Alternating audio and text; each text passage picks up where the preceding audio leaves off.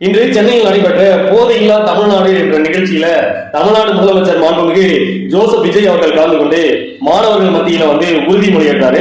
அந்த செயலை நம்ம வாழ்க்கிறோம், வரவேற்கிறோம். சொல்றீங்க. அது மட்டும் இல்லாம போதையை ஒழிப்பதற்காக மாரத்தான தொடங்கி வச்சு ஸ்போர்ட்ஸ் எய்டு, ட்ரக் அப்படின்னு சொல்லி 3 கிலோமீட்டர் வரைக்கும் நம்ம முதலமைச்சர் ஓடி சாதனை படைச்சிருக்காரு. அதே பணியில அமைச்சர் அவர்களும் மாரத்தான் ஓடிட்டு இருக்காங்க.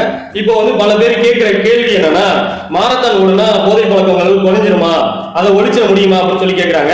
ஆனா கீழே கமாண்ட்ல பல பேர் என்ன சொல்றாங்கன்னா, மாரத்தான்ல ஓடுற வேகத்தை விட ஒயின் ஷாப்ல ஆன்லைன்ல மதுவை வாங்கக்கூடிய வேகம் அதிகமா இருக்கு. மதுவுக்கு எப்படி செயலியை பயன்படுத்தி இன்னும் மது விற்பனை அதிகப்படுத்தலாம்னு சொல்றதுன்னா, அப்போ நீங்க ஒரு பக்கம் சிங்கப்பெண்ணு பண்றீங்க, இன்னொரு பக்கம் மது குடிங்க, அதிகமா குடிங்கன்னு சொல்றீங்க.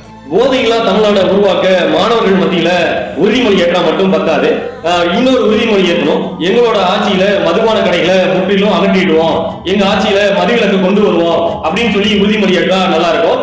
எங்க அமைச்சர்கள் யாரும் குடிச்சிட்டு குத்தாட்டம் போட மாட்டார்கள், எங்க அமைச்சர்கள் யாரும் ஸ்டேடியத்துல உட்காந்து மாத்திரையை வச்சு ஏடிஎம் கார்டை வச்சு நசுக்க மாட்டார்கள், எங்களுடைய ஆட்சியில விமான நிலையங்கள்ல மதுவை ஒழிச்சிட்டு யாரும் போக மாட்டார்கள், எங்கள் ஆட்சியில் முற்றிலும் மதுவை ஒழிப்போம்னு சொல்லி நீங்க உறுதிமொழி எடுக்கணும். அப்படி எடுத்தாலும் மாறாது.